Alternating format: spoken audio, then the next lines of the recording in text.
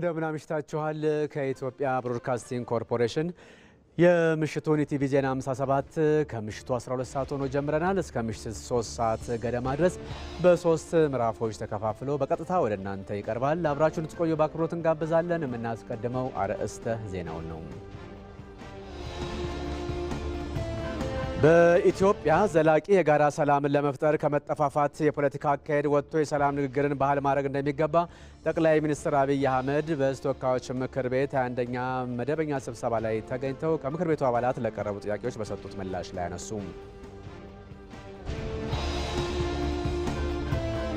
በሌላ በኩል ጠቅላይ ሚኒስትሩ የኢትዮጵያ ኢኮኖሚ በዚህ ዓመት የ8.4 በመቶና ከዚያ በላይ እድገት እንደሚኖረው አስታወቁም።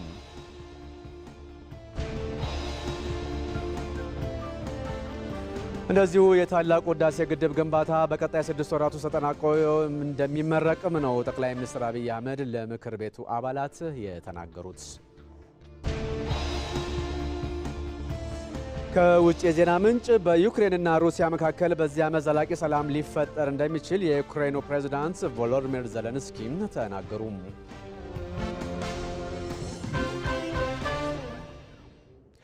ምርጫችሁን የኢትዮጵያ ቴሌቪዥን ስላደረጋችሁ እናመሰግናለን። ከኛ ጋር ሆኑ።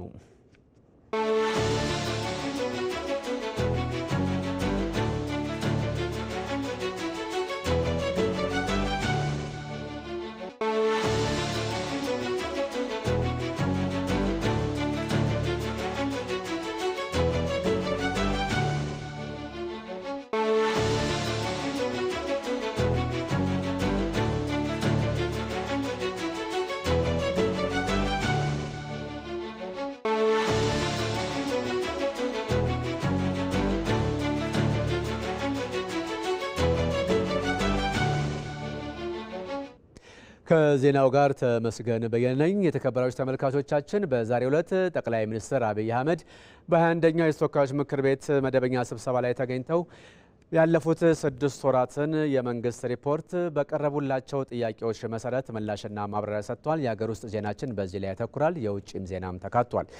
በመጀመሪያም በኢትዮጵያ ዘላቂ የጋራ ሰላምን ለመፍጠር ከመጠፋፋት የፖለቲካ አካሄድ ወጥቶ የሰላም ንግግርን ባህል ማድረግ እንደሚገባ ጠቅላይ ሚኒስትር አብይ አህመድ ተናገሩ።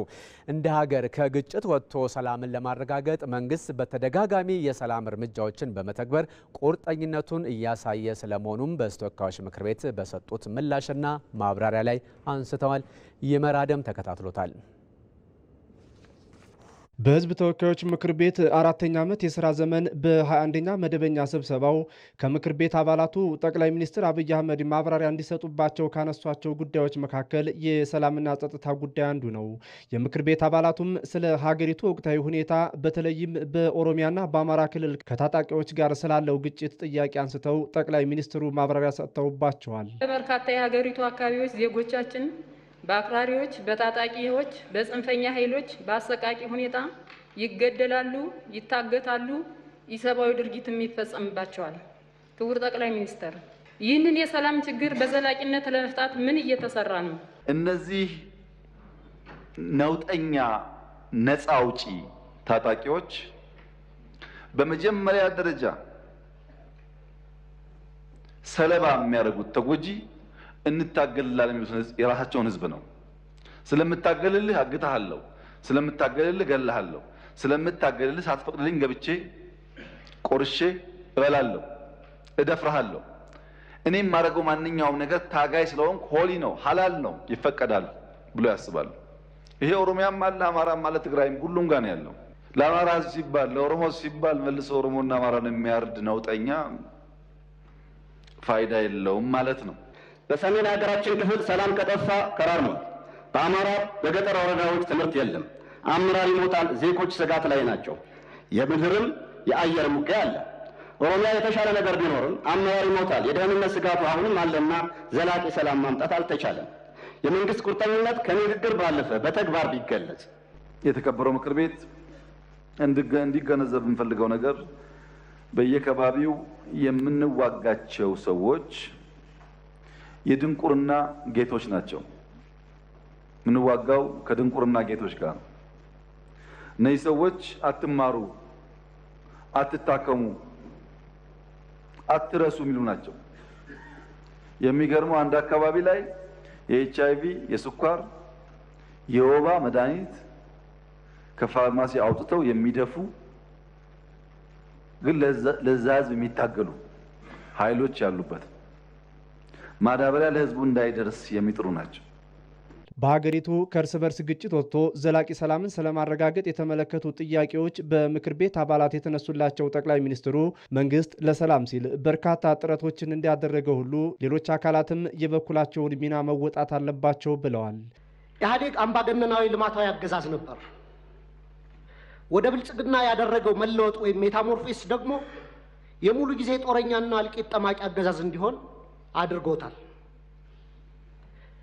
በመደማመጥና ሰጥቶ መቀበል መርህ ላይ ተመስርተን አገራዊ ልዩነቶችን በማጥበብ ሁሉን አካታች ወደሆነ ማህበረሰባዊ መግባባትና ፖለቲካዊ ስምምነት ወይም ፖለቲካል ሴትልመንት ከማምራት ይልቅ ብልጽግና ፓርቲ በሚከተለው ጠቅላይ አገዛዝ ወይም ቶታሊታሪያን ሊደርሺፕ ምክንያት ሰላም ከራቀን ከራረም።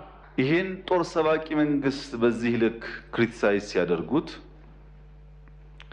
ህዝብ እንዳይወጣ፣ እንዳይገባ፣ እንዳይማር፣ እንዳያርስ፣ ማዳበሪያ እንዳይወስድ ያደረገውን ኃይል ምን ነው አላየኸውም አልሰማውም አሉት። በህዝብ መሰብሰቢያ በእርሶ ከተማ ቦምብ ንጹሃን ሰዎች የሚንቀሳቀሱበት ቦታ ላይ የሚያፈነዳን ኃይል ምን ነው ዝም አሉት?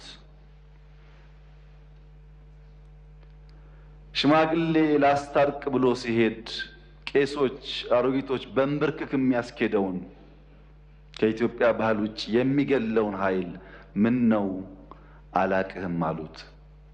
እኛ በኩል ያለውን ክሪቲክስ ችግር የለውም እንፈትሸዋለን። እርሶ ግን ትንሽ ሚዛን ቢጠብቁ ጠቃሚ ነበር ብዬ አስባለሁ። ምክንያቱም ለሰላም ምን ያክል ጥሪ እንዳደረግን በዚህ ቤት ጭምር ስለሚያውቁ እኛ ተመርጠን ሳለ ሙሉ በሙሉ ብቻችንን መንግስት መሆን ስንችል በህግም በሞራል የለም ለሰላማችን ሲባል ከሚፎካከሩ ኃይሎች ጋር በጋራ መንግስት እንፍጠር ያልነው ሰላም ፍለጋ ነው። ሰላም ፍለጋ ነው። የታጠቀ ኃይሉ በነፃ ይግባ ሳይጠየቅ ይግባ ብለን ያወጅነው ሰላም ፍለጋ ነው። በየመድረኩ ሰላም ሰላም ሰላም እንለውም የሰላም ፋይዳ ስለሚገባ ነው። ለዘመናት የዘለቀውን የእርስ በርስ የመጠፋፋት አካሄድ ያስቀርቶ በሰላማዊ ንግግርና በመግባባት ላይ የተመሰረተ ሀገረ መንግስትን ለማጽናት የተጀመረውን የሀገራዊ ምክክር መድረክ ማጠናከር እንደሚገባም ጠቁመዋል። የባህር በር የማግኘት ጥያቄን ማንሳት እንደ ነውር የሚታይበት ጊዜ አክትሟል ሲሉ ጠቅላይ ሚኒስትሩ ተናገሩ። ኢትዮጵያ የባህር በር የማግኘት ፍላጎቷን ለማሳካት ከጎረቤቶቿ ጋር ግጭት ውስጥ የመግባት ፍላጎት የላትም ነው ያሉት። የትውልድ የሆነውን ጥያቄ በሰጥቶ መቀበል መርህ በሰላም ለመመለስ እንደሚሰራም ጠቅላይ ሚኒስትር አብይ አህመድ አረጋግጠዋል። በተወካዮች ምክር ቤት በዛሬው ዕለት ለጠቅላይ ሚኒስትሩ ከቀረቡት ጥያቄዎች መካከል የዲፕሎማሲና የባህር በር ጥያቄን በተመለከተ የተነሳውን የተከታተለው ደግሞ ሀብታሙ ተክለስላሴ ነው። የትውልድ ጥያቄ ሆነውና ዓለም አቀፍ ይሁንታን እየተጎናጸፈ ያለው የባህር በር የማግኘት ጉዳይ ዛሬ በተወካዮች ምክር ቤት በትኩረት ከተነሱ ጉዳዮች መካከል ሆኖ በምክር ቤት አባላት ማብራሪያ የተጠየቀበት ጉዳይ ነበረም። አገራችን የባህር በር ባለቤት የሚያደርጋትን ስምምነት ከሶማሌ ላንድ ጋር የተፈራረመችበት እንዲሁም ከሶማሌ ጋር በሰላማዊ መንገድ ምክክር የተጀመረበት ሁኔታ ተጠናክሮ ቀጥሏል። ክቡር ጠቅላይ ሚኒስትር እነዚህ የዲፕሎማሲ ጥረቶች ያስገኟቸውን ውጤቶች ቢገልጹልን። በተጨማሪም የባህር በር ጥያቄያችን ሰላማዊ፣ ሕጋዊና ፍትሃዊ በሆነ መንገድ ምላሽ እንዲያገኝ የተከናወኑ ስራዎችን፣ የተገኙ ውጤቶችና የወደፊት የትኩረት አቅጣጫዎች ላይ ተጨማሪ ማብራሪያና ገለጻ ቢደረግ አመሰግናለሁ። የባህር በር ጥያቄ ጉዳይን ሀሳብ የማንሸራሸር ጉዳይ ነውርነቱ አክትሟል ያሉት ጠቅላይ ሚኒስትር አብይ አህመድ በምላሻቸው ከሀገራትና ተቋማት ጋር ባለ ንግግር ሁሉ ትክክል መሆኑ ተቀባይነትን እያገኘ ነው ብለዋል። ከማንም ዓለም ጋር ስንነጋገር ትክክል ነው። በዓለም ላይ የእናንተን ያክል ቁጥር ኖሮት ትልቅ ሀገር ሆኖ የባህር አክሰስ የሌለው ሀገር የለም። ነገር ግን በንግግርና በውይይት በሰጥቶ መቀበል መርህ መሆን አለበት። ግጭት እንዳትገቡ ጥንቃቄ ያስፈልጋል ይላሉ እንጂ አያስፈልግም የሚል ሰው ኦልሞስት ጠፍቷል። የለም። ይሄ ለኢትዮጵያ ትልቅ ድል ነው። ስለ አባይም ይሁን ስለ ቀይ ባህር መነጋገር አብሮ መስራት ይቻላል የሚለው እሳቤ ግልጽ ሆኗል ያሉት ጠቅላይ ሚኒስትር አብይ አህመድ ጉዳዩን መንግስት ለምርጫ ወይም ለአጀንዳ ነው ያነሳው የሚል የተሳሳተ ምልከታ ያላቸው አካላት ለዓመታት ሲነሳ የቆየውን ይህንኑ ጉዳይ መንግስት የትውልድ ጥያቄ በመሆኑ በመደመር ትውልድ መጽሐፍ ላይ በግልጽ ማስፈሩን ልብ ሊሉ ይገባል። ይህ ፍላጎታችን ግን ከጎረቤቶቻችን ጋር የሚያጋጨን አይደለም ብለዋል። የቀይ ባህር ፍላጎታችን ከሶማሌ፣ ከጅቡቲ፣ ከኤርትራ፣ ከኬንያ የሚያጣላ የሚያዋጋ መሆን የለበትም።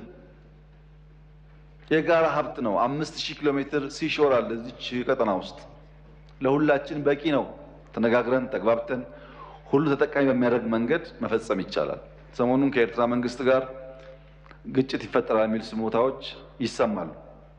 ለተከበረው ምክር ቤት፣ ለኢትዮጵያ ሕዝብ፣ ለኤርትራም ሕዝብ እና መንግስት በዚህ ምክር ቤት ፊት ቆሜ ላረጋግጥም ወደው ኢትዮጵያ ለቀይ ባህር ስትል ኤርትራን የመውረር ፍላጎት የላትም።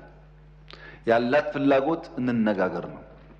እንነጋገር፣ ሰጥቶ መቀበል ባለበት መርህ፣ ህዝቦች በሚጠቅም መርህ፣ በገበያ መርህ ይህንን ችግር እልባት እናበጀለት። ዝም ብለን ብናልፈው ዛሬ ነገ ጦስ ያመጣብናል። እንጋፈጠው፣ እንወያይ ነው እንጂ እንዋጋ አይደለም። ውጊያም አያስፈልግም።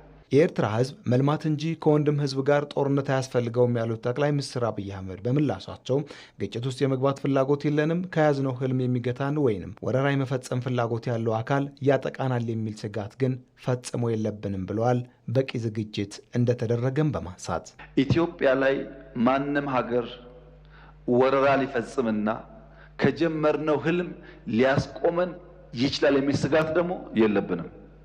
ጭራሽ ስጋት የለብንም። ይህም መሰማር አለበት። ማንም ደፍሮ አይሞክረንም። በቂ ዝግጅት ስላለን የምንዘጋጀው ግን ውጊያ ለማስቀረት ስለሆነ በእኛ ኢኒሼቲቭ ከማንም ጋር የመዋጋት ፍላጎት የለንም። እንደምታስታውሱት ሶማሊያ ጋር ይዋጋሉ የሚባል በጣም ብዙ ንግግሮች ነበሩ። የፈታንበት መንገድ አይታችኋል። ከወንድሞቻችን ጋር በሰላም እንሰራለን፣ በበሳል ዲፕሎማሲና በሰጥቶ መቀበል መርህ የትውልድ ጥያቄን እንመልሳለን ያሉት ጠቅላይ ሚኒስትር አብይ አህመድ የማይፈታ ህልም አድርገውም የሚያስቡት ተሳስተዋል፣ የባህር በር ጥያቄ የህልውና ጥያቄ ነው ሲሉ በምላሻቸው አጽንኦት ሰጥተው አንስተዋል።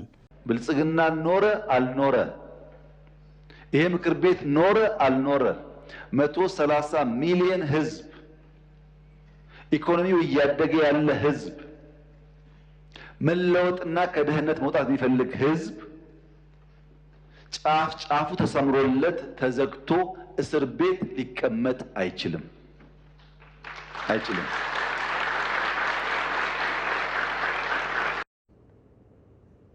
ጠቅላይ ሚኒስትሩ ከምክር ቤቱ አባላት የኢኮኖሚ ጉዳዮች ተነስተውላቸዋል። ከዛ ውስጥ ደግሞ ከገቢ አሰባሰብ ጋር የተገናኘው አንዱ ነበር። የታክስ ስርዓቱ ግልጽ አይደለም። ታክስ ከፋዩ ላይ ጫና ይበዛል። በተለይ መካከለኛና አነስተኛ ነጋዴዎች ባልጠራ የታክስ ስርዓት ተጎጂ ናቸው። ከስራ እየወጡ ነው። ሊታሰብበት ይገባል። አምራች ኢንዱስትሪዎች፣ ጅምላ አከፋፋዮች ለሸጡት ሸቀጥ ተገቢ ደረሰኝ አይሰጡም። ሙሉ ደረሰኝ የሚጠይቃቸው ቸርቻሪ ዕቃ አይሰጡትም። አንዳንድ ከውጭ የገቡ ባለሀብቶች የሀገራቸው ታክስ ሕግ ጠንካራ ሆኖ ሳለ በእኛ ሀገር ታክስ ላይ ደባ ይፈጽማሉ። ታክስ አስከፋዩ የሚመለከተው ተቋም ጥቆማ ሳይኖረው ቀርቶ ሳይሆን በአግባቡ ከመጠየቅ ይልቅ አድበስብሶ በማለፍ ቸርቻሪ ላይ ክንዱ ያበረታል። ፍትሐዊ አይደለም። ግለሰባዊ ድርድሮች ያጠቁታል። የተከበሩ ጠቅላይ ሚኒስትር፣ የታክስ ተቋሙ ሊፈተሽ ይገባል። ነጋዴው ከባንክ ተበድሮ በግለሰብም ብድር ሁሉ ሊሰራ ይችላል። ያ ሁሉ ታክስ አስከፋዩ የኔ ነው ይለዋል። ታክስ እንዲሰወር ወይም ድርድር እንዲገባ ያስገድደዋል። መንግስት ማግኘት የሚገባ አያገኝም። በታክስ ላይ እምነት እንዳይኖር ያደርጋል። ግብይትም የታክስ ስርዓቱ በጥናት መልስ ማግኘት አለበት የሚል እምነት አለኝ። አሁንም ኢትዮጵያ እየሞከረች ያለችው ከጂዲፒዋ 7% ገደማ ገቢ ለማስገባት ነው። ኬንያ ከ15.5 በላይ ታስገባለች። ከኬንያ በግማሽ ከጂዲፒያችን ነው ገቢ የምንሰበስበው። እና ጫና የሚለው ጉዳይ ምክር ቤት አባላት በደንብ ብታስቡበት ጥሩ ነው። ገቢ ካልተሰበሰበ በስተቀረ እዚህ ጋር ገቢ ጫና አለ ብለን እዚህ ጋር ደግሞ መንገድ ይሰራ፣ ጤና ይስፋፋ ብንል አይሄድም አብሮ። መንግስት መሰረተ ልማት የሚያስፋፋው በቂ ገቢ ከሰበሰበ ብቻ ነው እና የዘንድሮ ውጤት ይበል ይቀጥል የሚያስብል ቢሆንም አሁንም ኢትዮጵያ ከብዙ አፍሪካ ሀገራት አንጻር ከጂዲፒዋ የምትሰበስበው ገቢ ዝቅተኛ መሆኑን ሁሉም በወጉ ሊገነዘበው የሚገባ ጉዳይ ይሆናል። እንደዚሁ ኢንዱስትሪዎችን እያጋጠሙ ያሉ የግብዓት አቅርቦት ችግሮችን በተመለከተም ከሕዝብ ተወካዮች ምክር ቤት አባላት ለተነሳ ጥያቄ ጠቅላይ ሚኒስትር አብይ አህመድ ተከታዩ ምላሽ ሰጥተዋል። በዚህ ዓመት የማኑፋክቸሪንግ ዘርፍ የነበሩትን የግብዓት አቅርቦት ማነቆችን በመፍታት የተሻሻለ የማምረት የተሻለ አቅም ለመፍጠር የተሰሩ ስራዎች አበረታች ናቸው። ነገር ግን አሁንም የማኑፋክቸሪንግ ዘርፍ የጥሬ ዕቃና ሌሎች የግብዓት አቅርቦት ችግር አለባቸው። መንግስት ይህን ችግር ለመፍታት የኢንዱስትሪ ግብዓት ችግር ለመቅረፍ እርሶም በተደጋጋሚ እንደሚያነሱት ችግሩን በአሰራር ለመፍታትና በቀጣይ እንደ ሀገር በዚህ ዘርፍ የተቀመጠውን ግብ ለማሳካት ምን ታስቧል? አመሰግናለሁ። በጠቅላይ ሚኒስትር ቢሮ ደረጃ ናሽናል ስትሪንግ ኮሚቴ ተቋቁሟል። የተቋቋመው ኮሚቴ ዋና ስራው ኢንዱስትሪን እንደ አንድ ፒላር ከኢንዱስትሪ ባሻገር ደግሞ በሰብ ሴክተር በሴክተር በፋብሪካ ደረጃ ምን አይነት ማነቆች እንዳሉ የሚለይና ድጋፍ የሚሰጥ ኮሚቴ ነው። ይህ ኮሚቴ ባለፉት አንድ ዓመት ገደማ በሰራቸው ስራዎች የለያቸው ዋና ዋና ማነቆች አንደኛው የውጭ ምንዛሪ አቅርቦት እጥረት ነበር። ለኢንዱስትሪ ግብዓት የሚቀርበው የውጭ ምንዛሪ በበቂ ማቅረብ ባለመቻሉ በሴክተሩ ሊገኝ የሚገባው ውጤት እንዲቀዛቀዝ አድርጓል። ያን ለመቀነስ መንግስት ኢንተርቪን አድርጓል። ከፍተኛ ባይባልም መሻሻሎች አሉ። አቅርቦት አድጓል። ሁለተኛው ችግር የኃይል አቅርቦት ነበር። ኢንዱስትሪዎች፣ ፋብሪካዎች ኃይል አቅርቦት ችግር ነበረባቸው። ይህን ለመፍታት በእያንዳንዱ ፋብሪካና በእያንዳንዱ በኢንዱስትሪ ስር ባሉ ሴክተሮች በተደረገ ጥናት 100% በሚባል ደረጃ የኢነርጂ አቅርቦት ችግር ተቀርፎላቸዋል። ሌላው ለጠቅላይ ሚኒስትር አብይ አህመድ ከሕዝብ ተወካዮች ምክር ቤት አባላት የቀረበላቸው ጥያቄ የቱሪዝሙን ዘርፍ የተመለከተ ነው። ጠቅላይ ሚኒስትሩ በተያዘው ዓመት ከ80 በላይ ዓለም አቀፍ ኮንፈረንስ መካሄዱን ገልጸው በዚህም ወደ ኢትዮጵያ የሚመጡ ጎብኚዎች ቁጥር መጨመሩን ነው ያነሱት። በዚህ ዓመት ከ80 በላይ ዓለም አቀፍ ኮንፈረንሶች አካሂደናል። በጣም በርካታ የሀገር ውስጥና የውጭ ቱሪስቶች ይንቀሳቀሳሉ። ከአምናው አንጻር ከፍተኛ ለውጥ መጥቷል። በአፍሪካም በቱሪስት ፍሰት በንጽጽር እድገት ካመጡ ሀገሮች በቀዳሚ ኢትዮጵያ ትቀመጣለች። አምና ከነበራት ዘንድሮ ያመጣችው እድገት ማለት ነው እንጂ አጠቃላይ በቱሪስት ፍሰት ማለት አይደለም። ያለው እድገት ሲታይ ቀዳሚውን ስፍራ ትይዛለች። የምትከታተሉት ምሽት 12 ሰዓት ላይ የጀመረውንና እስከ ምሽቱ 3 ሰዓት ገደማ የሚዘልቀውን የምሽቱን ኢቲቪ ዜና 57 ነው። በዚህ ዜናችን ደግሞ የሀገር ውስጥ ዜናችን እያተኮረ ያለው በዛሬው ዕለት የሕዝብ ተወካዮች ምክር ቤት 21ኛ መደበኛ ስብሰባውን አካሂዷል። በዚሁ ስብሰባ ላይም ጠቅላይ ሚኒስትር አብይ አህመድ የተለያዩ ጥያቄዎች ቀርበውላቸው ማብራሪያና ምላሽም ሰጥተዋል። ዜናችንም በዚሁ ላይ አትኩሮ ይቀጥላል። በተያዘው በጀት ዓመት በበጋ መስኖና በመኸር እርሻ ከ300 ሚሊዮን ኩንታል ያላነሰ ምርት እንደሚገኝ ጠቅላይ ሚኒስትር አብይ አህመድ ተናግረዋል። ቡናን ወደ ውጭ በመላክም ባለፉት 8 ወራት 1.2 ቢሊዮን ዶላር ገቢ መገኘቱንና በቀጣይ 4 ወር ወደ 2 ቢሊዮን ዶላር ገቢ እንደሚገኝበትም ነው ያነሱት። ዮሐንስ ፍሳ ጠቅላይ ሚኒስትር አብይ አህመድ ከምክር ቤት አባላት ለተነሱላቸው ጥያቄዎችና አስተያየቶች የግብርናውን ዘርፍ የተመለከቱ ጥያቄዎች ይገኙበታል።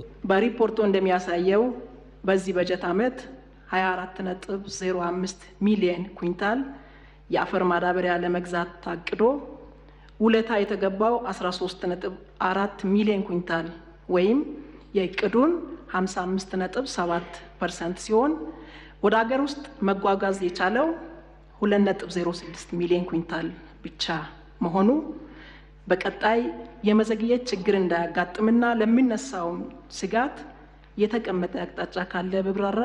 ሌላኛው ከምክር ቤት አባላት የተነሳው ጥያቄ አሁን እየታየ ያለው ምርትና ምርታማነትን የበለጠ ለማስፋት በመንግስት በኩል ምን እየተሰራ ነው የሚል ይገኝበታል። የመሬት አቀማመጣቸው ተራራማና ወጣ ገባነት ያላቸው መካናይዜሽንን ተግባራዊ ለማድረግ የሚያስቸግር መልክዓ ምድር ያላቸው የሀገራችን ክፍሎች ምርታማነትን ለማሻሻል በአጭር አማራጭ ቴክኖሎጂዎችን ከመጠቀም አኳያ ምን እየተሰራ ነው?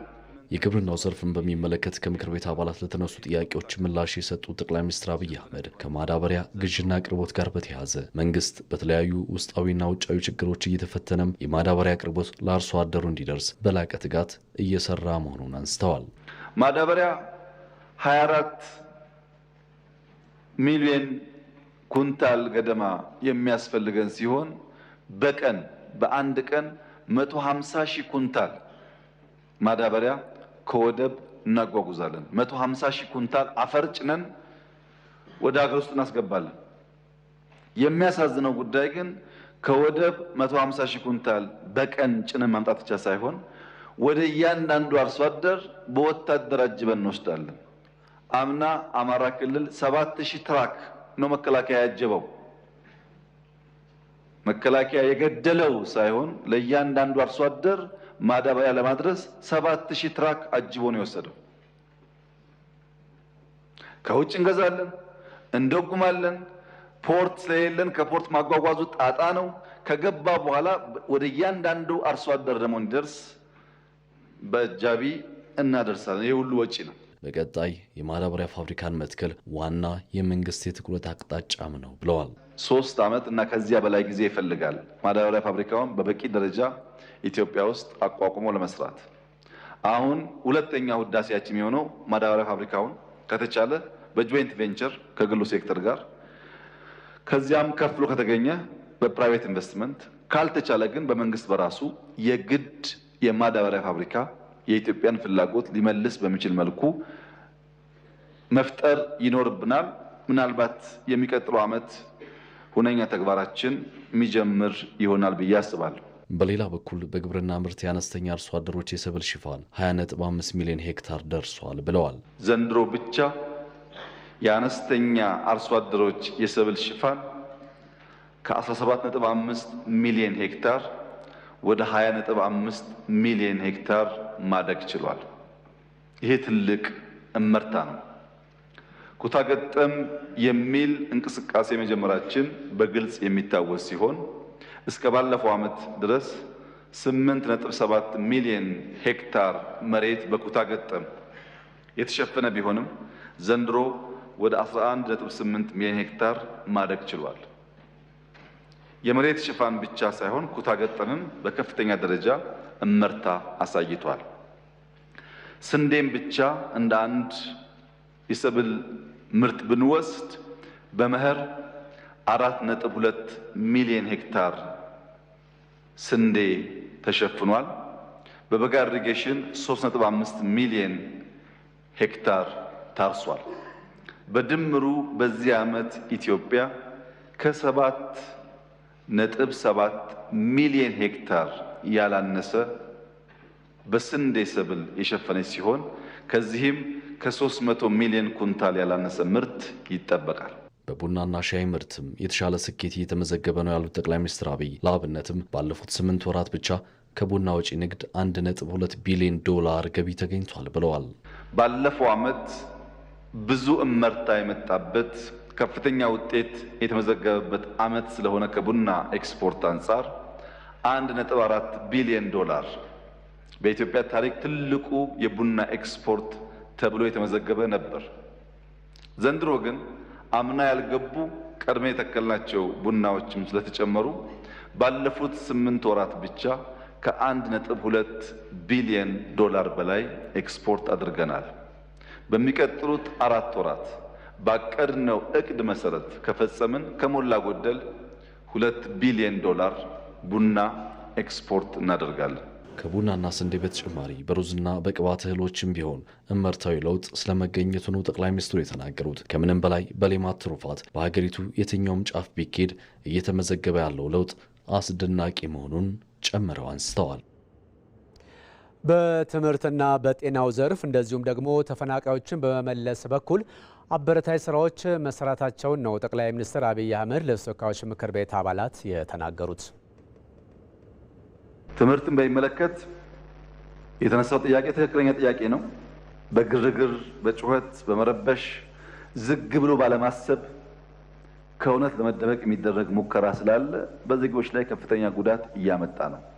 በእኛ በኩል በተገኘው አጋጣሚ ሰፋፊ የትምህርት ቤት ጥገናዎች፣ በተለይ ሁላችሁም እንደምታውቁት ኤርሊ ኤጁኬሽን ኪንደርጋርተን ላይ ዜሮ ክፍል ላይ ሰፋፊ ስራ እየሰራን ነው። ከመጽሐፍ ሽያጭም ሳይቀር አብዛኛው የገነባ ነው ትምህርት ቤት ነው። ትምህርት ያስፈልጋል የሚል የጸና እምነት ስላለን ይሄን ወደፊትም በሚቻል አጋጣሚ ሁሉ ከህዝባችን ጋር በመሆን እያሰፋን የምንሄደው ጉዳይ ይሆናል። ጤና በሚመለከት ኤርሊ ዋርኒንግ ችግር አለ ለተባለው ችግር አለ፣ ግን ሰፋፊ ጥረቶች እየተካሄዱ ነው። ቀድመው የሚተነብዩ ሴንተሮች አሉ። ሲዲሲን ጨምሮ ሰፋፊ ስራ እየተሰራ ይገኛል። በዚያም የብዙ ዜጎች ህይወት ለመታደግ እየደገፉ ነው። ነገር ግን መድኃኒት ስለማናመርት ፈጥነን የመድረስ አቅማችን ውስን ስለሆነ ቴክኖሎጂን በበቂ ስለማንጠቀም አሁንም ችግሮች አሉ። ገምግመናል። ሰፋፊ ስራዎች ተጀምረዋል። ውጤት እንደሚመጣ ይጠበቃል። ተፈናቃዮች በሚመለከት ገፊ ምክንያቶች፣ የተግባርና የአመለካከት ችግሮች አሉ። በርካታ ሰዎች እየተመለሱ ነው። አሁንም የተፈናቀለ ቁጥር ማጋነን፣ የተሳሳተ መረጃ መስጠት፣ እንዳይመለሱ መቀስቀስ የተለመደ የወል ተግባር ሆኗል። ብዙ ቦታ ላይ የሚታይ ተግባር ሆኗል። ዩኒፎርም ነው። በየቦታው ያሉ ተፈናቃዮች እንዳይመለሱ ጥረቶች ይደረጋሉ። የሚመለሱትን እየደገፍን ቁጥር ለመቀነስ ጥረት ይደረጋል።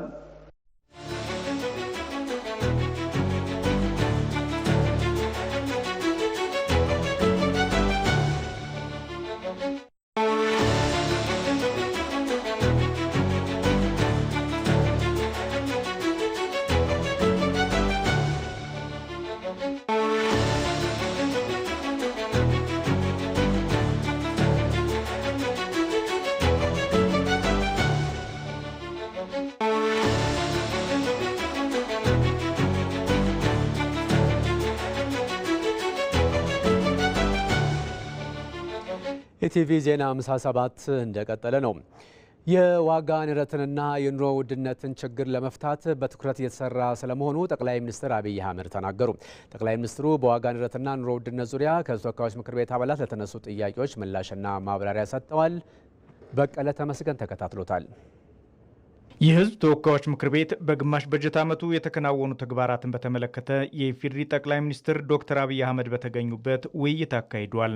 በውይይቱም የኢፌዴሪ ጠቅላይ ሚኒስትር ዶክተር አብይ አህመድ ከምክር ቤቱ አባላት የዋጋ ንረትንና የኑሮ ውድነትን በተመለከተ ለተነሱላቸው አስተያየቶችና ጥያቄዎች ማብራሪያ ሰጥተዋል።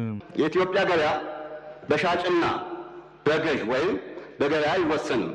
ወሳኙ ስርዓትና መርህ የሌለው ደላላ ነው። ምርት በየትኛውም ዘርፍ እጥረት የለም። የዋጋ ንረቱ እየቀነሰ ሳይሆን እየጨመረ ነው። የታክስ ስርዓቱ ግልጽ አይደለም። ታክስ ከፋዩ ላይ ጫና ይበዛል። በተለይ መካከለኛና አነስተኛ ነጋዴዎች ባልጠራ የታክስ ስርዓት ተጎጂ ናቸው። ከስራ እየወጡ ነው። በተደጋጋሚ ባለፉት ዓመታት ለየት ያለ ሰርጀሪ ካልሰራን በስተቀረ ጥረቶቻችን በሙሉ በኢንፍሌሽን ምክንያት ያሰብነውን ያክል ስኬታማ እንዳንሆን አድርጎናል ስንል ነበር። በዚህ ዓመት ያለን ዜና ግን የተቃረነ ነው። አምና ከነበረው 29% ገደማ አሁን በዚህ ወር 15% ደርሷል። ይህ ትልቅ ድል ነው። ወደ ኢኮኖሚ የሚፈሰው ገንዘብ ቁጥጥር ስለሚደረግበት ከዚያ ባሻገር የምርት እድገት ስላለ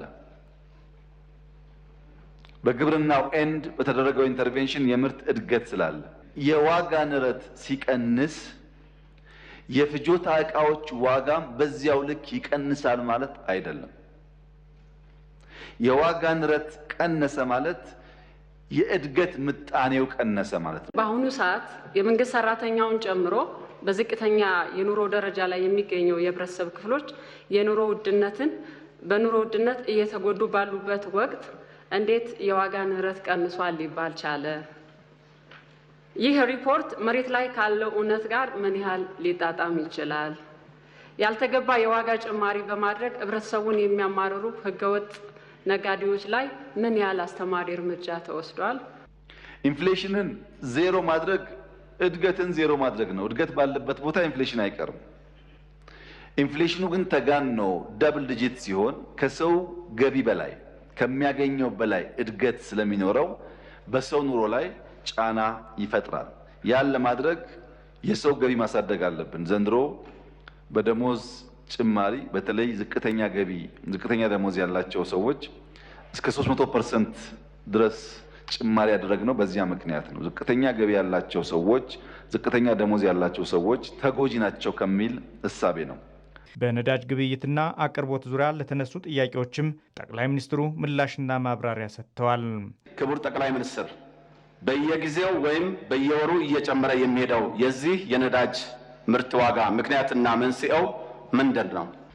ነዳጅ በሚመለከት 72 ቢሊዮን ገደማ ተደጉሟል።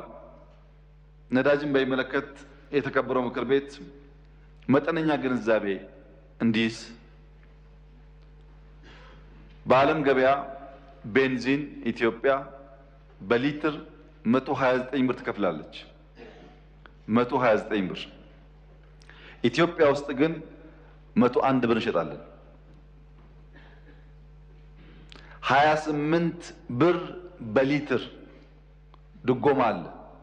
ምክር ቤት አንደርላይን አድርጎ መያዝ አለበት። ኢትዮጵያ የነዳጅ ዋጋ መወሰን አትችልም ስለማታመርት። አምራች የወሰነውን ገዝታ ግን ዜጎቿ እንዳይጎዱ በአንድ ሊትር ከ25 ብር በላይ እየደጎመች የምታሰራበት ዋናው ምክንያት አብዛኛው እጅ አጠር ሰዎች በዚህ ሂደት ጉዳት ስለሚደርስባቸው ያን ለመቀነስ ነው። ዝቅተኛ ገቢ ያላቸው ነዋሪዎችን እንዳይጎዳ በትኩረት ይሰራል ብለዋል ጠቅላይ ሚኒስትር ዶክተር አብይ አህመድ። የታላቁ ህዳሴ ግድብ ግንባታ በቀጣይ 6 ወራት ውስጥ ተጠናቆ ይመረቃል ሲሉ ጠቅላይ ሚኒስትር አብይ አህመድ ለሕዝብ ተወካዮች ምክር ቤት አባላት ተናገሩ። ጠቅላይ ሚኒስትር አብይ በአዲስ አበባ በሚሰራው የኮሪደር ልማት ስራ አንድም ሰው መሬት ወይንም ካሳ ሳይሰጠው ከቦታው የተነሳ አለመኖሩንም ነው ያረጋገጡት። ቶማስ አይሉ ጠቅላይ ሚኒስትር አብይ አህመድ ከምክር ቤት አባላት ከተነሱላቸው ጥያቄዎች መካከል ከፕሮጀክት አፈጻጸም ጋር የሚያያዙ ጉዳዮች ይገኙበታል።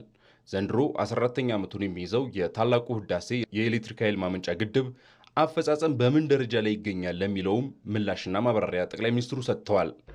የህዳሴውን ግድብ ግንባታ ሙሉ በሙሉ አጠናቀን ሪቫን ለመቁረጥ ምን ያህል ርቀት ይቀረናል? ህዳሴን በሚመለከት እንደተባለው ብዙ ዋጋ የተከፈለበት ነው። ቢበዛ በሚቀጥሉት 6 ወራት በጋራ ሪቫን እንቆርጣለን። ይሄን ጊዜ የምንወስድበት ምክንያት ዝግጅት ስለሚፈልግና አካባቢው ሞቃታማ ስለሆነ የክረምቱን ዝናብ ስለምንፈልገው ብቻ ይሆናል እና ህዳሴ በሚቀጥለው ዓመት መጀመሪያ አካባቢ ታሪክ ይሆናል ማለት ነው። የኮሪደር ልማት ፕሮጀክቶች በህብረተሰቡ ላይ የሚያሳድሯቸው ጫናዎች ተገምግሟል ወይ? ፕሮጀክቶቹ ሲሰሩስ ምን ያህል ጥንቃቄ ተደርጎባቸዋል? የሚሉ ጥያቄዎችም ከምክር ቤት አባላት ተነስተው ጠቅላይ ሚኒስትሩ ምላሽ ሰጥተዋል። ክፍተቶች ቢኖሩበትም የኮሪደር ልማት ለውጥ የታየባቸውና ይበልጡ በእርስዎ ትኩረት የተደረገባቸው በመሆኑ እዚህ ከፍተኛ ልማቶች አሉ። እናም ሁሉም ሊመሰክርለት የሚገባ ነው። ለዚህ ላይ ልማቶቹ ተነሺዎች ተጠግቶ ማዳመጥ ይጠይቃል። ሀሳባቸው ከካድሬ ከሚሸፈን ጤነኛው አካል ገብቶ ቢያያቸው፣ ካድሬ ጤነኛ አይደለም እያልኩ አይደለም፣ ቢያያቸው የሚል ነገር አለኝ። ከዚሁ ከኮሪደር ልማት ስራዎች ጋር ተያይዞ በአንዳንድ አካባቢዎች ህዝቡን የሚያማርሩ በአተገባበር ወይም በአፈጻጸሙ ወቅት የሚታዩ ክፍተቶች እንዳሉ በተለያየ መንገድ ቅሬታ ሲቀርብ ይታያል። በመሆኑም ክቡር ጠቅላይ ሚኒስትር መንግስት የኮሪደር ልማት ስራዎችን መሰረት አድርገው የሚነሱ የመልካም አስተዳደር ችግሮችንና ብልሹ አሰራሮችን ለመቅረፍ እንዲሁም አፋጣኝ የመፍትሄ እርምጃዎችን ለመውሰድ ምን እየሰራ ይገኛል? ሐሳቤው ለልጆቻችን መልካም ሀገር መልካም ከተማን ጥሎ መሄድ ነው። ልጆቻችን ሌላ ናፋቂ ሳይሆኑ በሀገራቸው የተሻለ ከባቢ ኖሯቸው እንዲኖሩ ለማስቻል ነው። አዲስ አበባ ከተማ ውስጥ ህጋዊ ማስረጃ ኖሮት ወይ መሬት ወይ ካሳ ሳይከፈል የተነሳ አንድ ሰው እኔ እስከማውቀው የለም። አንድ ሰው ከ17 ቢሊዮን ብር በላይ ካሳ ተከፍሏል። ማላዘን የሚፈልጉ ሰዎች ሊያላዝኑ ይችላሉ። ከኛ በላይ ግን ለኢትዮጵያ ድሃ ሊቆረቆሩ አይችሉም። እኛ ድሃ አደጎች ነን። በፕሮጀክቶች አፈጻጸም ዙሪያ መሻሻሎች ታይተዋል። ተጨማሪ ጥንቃቄዎችም እየተደረጉ ህብረተሰቡ የሚያነሷቸውን ጥያቄዎች ለመመለስም ይሰራልም ሲሉ ጠቅላይ ሚኒስትሩ ማብራሪያ ሰጥተዋል።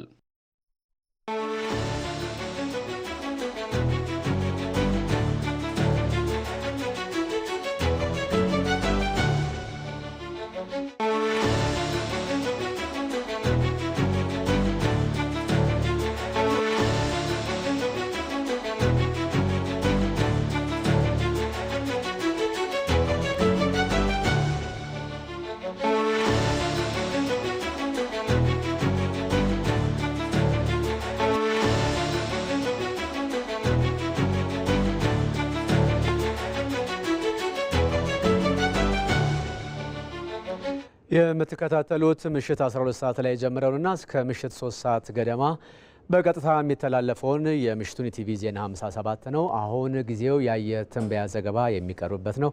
ሳምራዊት አበበ ተዘጋጅታ እየጠበቀቻችሁ ነው። እንደምን አመሸሽ ሳምራዊት? እንዴት አመሸሽ? ተመስገን ይመስገን። ቀጣይ 3 ቀናት ምን ያሳያል የትንበያ መረጃው? እሺ አመሰግናለሁ ተመስገን። በዛሬው ውሎ በሰሜን ምስራቅ፣ በመካከለኛው፣ በደቡብ ምዕራብና በምስራቅ የሀገራችን አካባቢዎች ላይ ተስፋፋና ጠንካራ የደመና ሽፋንና ክምችት ነበራቸው። ከዚሁም ጋር ተያይዞ በአዲስ አበባና ጅማ ዝናብ ተመዝግቧል። በነገው ዕለትም ለዝናብ መፈጠር አመች የሆኑ የአየር ሁኔታ ክስተቶች ለበልግ ዝናብ ተጠቃሚ በሆኑት የሀገራችን አካባቢዎች ላይ ይበልጥ ተጠናክረው ይቀጥላሉ። ከዚሁም ጋር ተያይዞ በምስራቅና ደቡብ ትግራይ፣ በምስራቅና መካከለኛው አማራ፣ በደቡብ ምዕራብ ኢትዮጵያ፣ በምዕራብ መካከለኛ ደቡብና ምስራቅ ኦሮሚያ፣ በሲዳማ፣ በአፋር ክልል እንደዚሁም በሀገራችን ሶማሌ ክልል ደቡባዊ ክፍል ከቀላል እስከ መካከለኛ መጠን ያለው ዝናብ ያገኛሉ። በተጨማሪም በጥቂት የምስራቅ አማራ ክልል ዞኖች ላይ ከ30 ሚሊ ሜትር በላይ ከባድ መጠን ያለው ዝናብ ይኖራል። በመጨረሻም በነገው ዕለት በአንዳንድ የሀገራችን ዋና ዋና ከተሞችና የቱሪስት መዳረሻ ስፍራዎች የሚጠበቀውን የአየር ሁኔታ ስንመለከት በላሊበላና ነቀምቴ ዝናባማ፣ በሰመራ፣ አዳማ፣ መቀሌ፣ ጅማ፣ ሞያሌና ጋምቤላ ቀላል ዝናብ፣ በጅግጅጋና ጎዴ ቀላል ዝናብ እንደዚሁም በነቀምቴና ባህር ዳር ደመናማ የአየር ሁኔታ ይኖራቸዋል። በቀጣዮቹ 3 ቀናትም በአዲስ አበባ ዝናባማ የአየር ሁኔታ ይኖራል። እንግዲህ ተመስገን ተጨማሪ መረጃ ለማግኘት ደግሞ የኢንስቲትዩቱን ድረገጽ መጎብኘት ይጠበቅባቸዋል። አመሰግናለሁ ሳምራዊት። እኔም አመሰግናለሁ። መልካም ምሽት። አሜን። መልካም ምሽት። አሁን ወደ ውጭ ዜና ነው የምናመራው። በዩክሬንና ሩሲያ መካከል በዚህ ዓመት ማለትም በተጀመረው 2025 ማለታቸው ነው ዘላቂ ሰላም ሊፈጠር እንደሚችል የዩክሬኑ ፕሬዝዳንት ቮሎዲሚር ዘለንስኪ ተናገሩ። ዘለንስኪ ይህን ያሉት ከአሜሪካው ፕሬዝዳንት ዶናልድ ትራምፕ ጋር በስልክ ከተወያዩ በኋላ ነው። ትንታኔውን ያዘጋጀው ወንዶሰን አፈወርቅ ነው። With us, you start having cards. Right now, you're playing cards. You're playing cards. የአሜሪካው ፕሬዝዳንት ዶናልድ ትራምፕ እና የዩክሬኑ አቻቸው ቮሎዲሚር ዘለንስኪ ያልተጠበቀ የከረረ ክርክር 3 ሳምንት ገደማ ሆኖታል። በዋይት ሀውስ እንዲህ ያለ ወከባ የደረሰባቸው የዩክሬኑ ፕሬዝዳንት ዳግም ከፕሬዝዳንት ዶናልድ ትራምፕ ጋር ተወያይተዋል። በዚህኛው በአካል ሳይሆን በስልክ የተደረገ ነው ውይይታቸውም። ባለፈው በዋይት ሀውስ ውስጥ ጫና ሲደርስባቸው ዓለም በቀጥታ ስርጭት የተመለከታቸው ዘለንስኪ በዚህኛው ውይይታቸው ምንም አይነት ጫና እንዳልተደረገባቸው እመኑኝ፣ እኔ ታማኝ ነኝ፣ ጫና ቢደርስብኝ ኖሮ አልደብቃችሁም በሚል መሐላ ተናግረዋል። Сьогодні ніякого тиску я не відчував з боку президента Трампа, його не було. ዛሬ ከፕሬዚዳንት ትራምፕ በኩል ምንም አይነት ጫና አልደረሰብኝም። ምንም ጫና አልነበረም። ይህ እውነታ ነው። ግልጽ ሆኖ እንደሆንኩ ታውቃላችሁ። ቢኖር ነው በግልጽ ነግራችሁ ነበር። ውጥረቶችን የመደበቅ ፍላጎት የላቸውም። ነገሮችን በግልጽ ያውም ፊት ለፊት መናገር ይቀናቸዋል የሚባልላቸው የአሜሪካው ፕሬዝደንት ዶናልድ ትራምፕም ቢሆኑ 1 ሰዓት ገደማ የፈጀው ውይይትን ከዘለንስኪ ጋር ማድረጋቸውን ውይይቱም እጅግ መልካም እንደነበር ተናግሯል። ትኩረቱ ደግሞ ከሩሲያው መሪ ቭላዲሚር ፑቲን ጋር የተደረገው የስልክ ውይይት መሆኑን አስታውቋል። ትራምፕ እንደሚሉት ነገሮች እንደታሰበው እየሄዱ ነው። የዩክሬኑ ፕሬዝደንትም ውይይቱ ግልጽና አወንታዊ ነው ብለውታል። ከትራምፕ ጋር ከነበራቸው ውይይት በኋላ ዘለንስኪ እንዳሉት አሁን ላይ በሩሲያ እጅ ስላለው የዛፖሪዥያ የኒውክሌር ኃይል ማመንጫ ጣቢያ መነሳቱን አንስቷል። እሳቸው እንዳሉት በአውሮፓ ምድር ግዙፍ የሆነውን ይህንን የኒውክሌር ኃይል ማመንጫ ጣቢያ አሜሪካ ዳግም ልትገነባው ትችል እንደሆነ ጥያቄው እንደቀረበላቸው አዎ የሚል ምላሽም እንደሰጡ አስታውቀዋል። ዘለንስኪ እንደሚሉት ሩሲያ ይህንን የኃይል ማመንጫ በህገወጥ መንገድ ይዛዋለችና አሁን ላይ አገልግሎት እየሰጠ አይደለም። እናም ከአሜሪካው ፕሬዝደንት ጋር በነበራቸው ውይይት ይህ የኒውክሌር ኃይል ማመንጫ በሚዘምንበት ረብጣ ዶላሮችም ለዚህ ስራ በሚውልበት ዙሪያ መክረዋል። ይህን ጉዳይ በተመለከተም የዋይት ሀውስ ቃል አቀባይዋ ካሮሊን ሌቪት ጉዳዩ መነሳቱን የኃይል ማመንጫውንም አሜሪካ መያዟ ለደህንነቱ ጠቃሚ እንደሚሆንም ተናግራለች። ፕሬዚዳንት ትራምፕ የዩክሬንን ኤሌክትሪክ አቅርቦትና የኒውክሌር የኃይል ማመንጫዎችን በተመለከተ ተወያይተዋል። አሜሪካ በባለሙያዎቿ እነዚያን ማመንጫዎች በማስተዳደር ማገዝ እንደምትችል ተናግረዋል።